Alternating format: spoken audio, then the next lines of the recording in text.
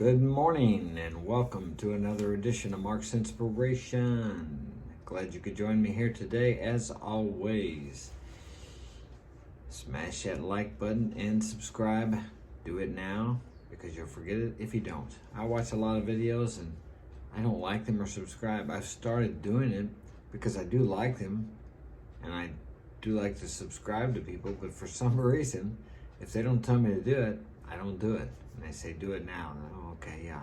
I want to do it. I just don't think to do it. I don't know what the deal is with that. Anyway, today's topic is going to be romantic love.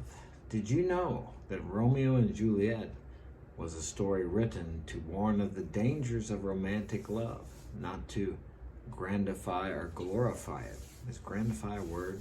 It's a word today. Grandify, glorify it, make it into something wonderful, mystical, and magical. Yes, it is a magical feeling when you think you're in love or in lust or a mixture of both. I must admit to that. I've been there more times, more times than I care to mention.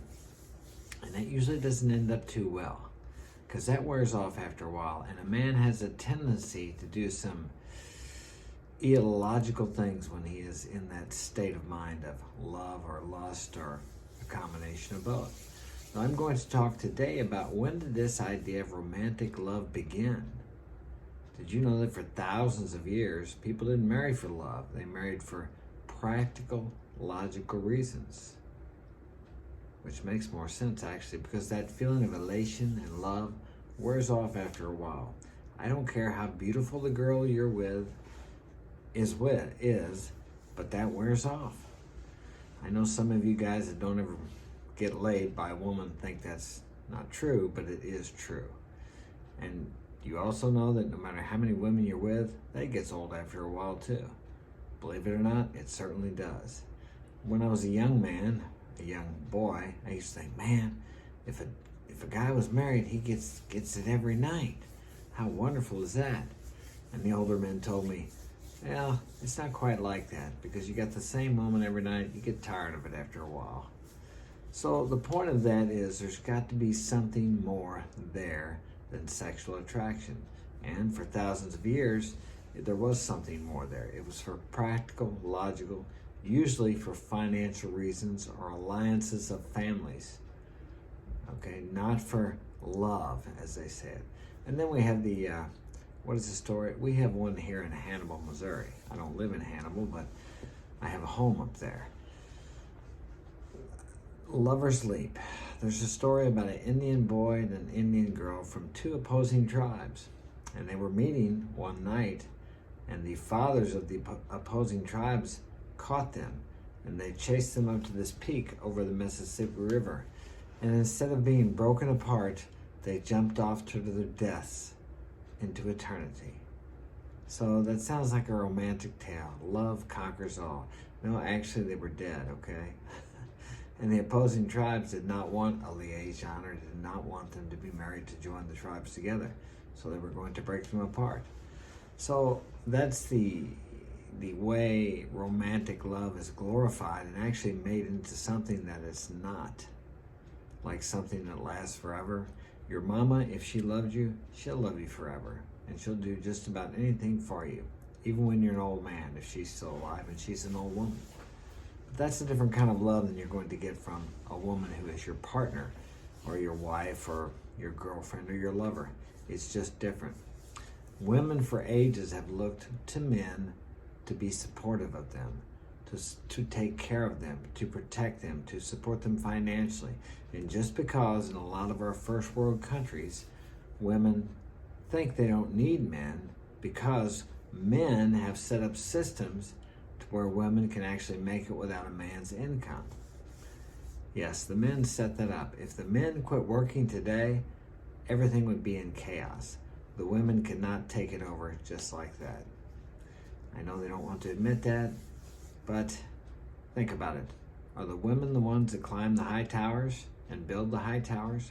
Are the women the ones that build the skyscrapers, the tall buildings? Who does all the back-breaking work? It's not women, it's men. Who keeps all these infrastructures intact? It's men. Men, men, men. Now, that's not to belittle women. If it weren't for women, we would not be here.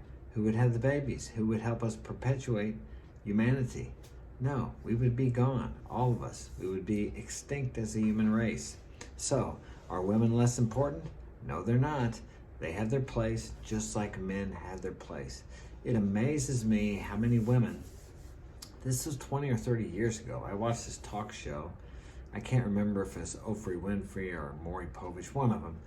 And a man got on there, up on stage, and he said he wanted to have a wife that stayed home, took care of the kids, did the laundry, did all the housework. And the women in the audience just was yelling and jeering. They just had a damn fit. You want a slave. You want a slave. No, I want a traditional wife. And I think the guest asked the audience, what's wrong with him wanting a traditional wife? And they kept being, you want a slave. Go get you a slave. What is the difference between that, a woman staying home, raising the kids, having babies, taking care of the house, doing the laundry, and having the home nice for the man, than the man getting up every day and going out there, let's say he's a construction worker, in the cold ass weather, the hot sun, the elements of life, of living on this planet, he faces that every day, 5, 6, 7 days a week, 8, 10, 12 hours a day, to support his family and to give them the nice, comfortable life they have in the home. Is he not a slave? If the way these people see it is just and fair, he's just as much a slave as she is to him, staying home to take care of the kids and taking care of him. What these women don't realize is, if she supports her man and her family, and the man is secure with his wife, knowing that she's a good woman and she supports him, he will prosper much more. And guess what? If he prospers, just like a king of the lands, his people prosper. And in this case, his wife, his kids prosper. Everybody benefits. Everybody benefits.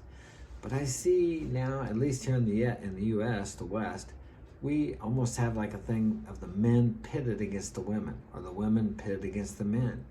We have got to cooperate. We have got to work together. And that's what marriage used to be about. It wasn't about love or about lust or about, I want that man so bad. It was about practical, logical reasons. And both the women and the men realized this. Now, the love may have developed as time went on, but they didn't marry because they had this enamorado, it's called in Spanish, this feeling of love, this in-love feeling, because that fades. The honeymoon stage fades. As I said, I don't care how beautiful the woman is. So what does it say here? When did romantic love begin? During the Victorian era, 1837 to 1901, romantic love became viewed as the primary requirement for marriage. It became viewed, but perceived as. And courting became even more formal, almost an art form among the upper classes. An interested gentleman could not simply walk up to a young lady and begin a conversation. So no cold approach there, guys. I don't understand what the logic was behind that. Okay. And it goes on down here to say, however, the ancient institution of marriage predates this date. The main goal of marriage earlier on was to act as an alliance between, I said liaison before, an alliance between families. Throughout history and even today, families arranged marriages for couples. Most couples didn't marry because they were in love, but for economic liaisons. And now we have different sites too. We have a site called Seeking Arrangement. Well, here's the deal. Everybody is seeking an arrangement. A woman is not going to marry a man who's a bum. Well, she might, if he gives her some kind of a feeling. But her life is going to be crap. So, and what is she marrying for? If she likes this bum or this bad boy or this Chad, she's marrying him for a feeling. A feeling. And her life will be one of turmoil and problems, I guarantee you. The same as if a man marries a woman for a feeling, because feelings fade. And I see this in our society today. They're paying so much attention to feelings. Well, I feel offended. I feel like I'm a man today. I feel like I'm a woman today. I feel like I'm bisexual today. I feel like I'm transgender today. I feel like I don't know how many different genders we have, and I don't understand that. If someone wants to explain that to me, I'd be glad to listen, because I certainly don't understand it. Sometimes I don't feel like much of a man, but guess what? I'm still a man. I'm sure some women don't feel like much of a woman, but they're still a woman. We have to differentiate the sexes somehow, because men and women are not the same, and I don't believe they're ever going to be the same. I hope to God they're never going to be the same. Wouldn't that be boring? And sometimes us men, we want women to be like us. Why are women like that? Why can't they be more like us? That'd be boring as hell if they were like us. Why would you want someone who's like you? I sure as hell don't want a woman who's like me. Now, there are certain aspects of women that I like. Like the last girl that I dated, she worked out, man, her body was great. Yeah, and she took care of herself like I take care of myself. Now, I enjoyed that aspect of her, and that was similar to my personality and my character traits. Sure, I like that. But the way she thought was nothing like the way I thought. And that's good. I don't want the same thing. I would get tired of the same thing. Although I can't eat tuna every day. I don't get tired of that. I've been eating peanut butter sandwiches every day since I was a kid for lunch. They're convenient, and I love peanut butter. But think about that. If you're thinking about getting married because you're all up in love and you just can't live without this girl, you need to stop and think about that. Stop and think about it. Look to the future. As a man, you're supposed to use your logical brain. Women and men married for thousands of years because of logical reasons. It's only of late that we have this Disney World romantic, what is this, Sleeping Beauty, Cinderella type love, and it doesn't really work. You better have a different reason besides that to marry someone. You got to look down the road beyond the feeling. Feelings are great. Emotional guidance system within you is great to guide your life, but you don't allow yourself as a man to be overrun with feelings. Women have more trouble with that. They become emotionally moved easier than men, and men need to be more, well, I'll say more stoic. It doesn't mean you don't need to express your feelings, but there's a time and a place for that. And it's not with your woman, so don't be sharing with her every time you feel down, you're afraid, or you're depressed, or you're whatever, because she doesn't want to hear it. She wants to know that you're solid, you're strong, you can protect her. If the criminal breaks in at night with a gun or a knife, that you're not going to hide under the covers and cry like a little bitch. She wants to know that. So if you're not like that, you need to get like that. She wants to believe that you can protect her. You may never have to do it, but she needs to know that you can protect her and her kids if she's going to feel, how do I say, stable or safe with you. And if she doesn't feel safe with you, she's not going to feel safe giving herself to you. And the bad thing is, she may go out and find somebody else to give herself to.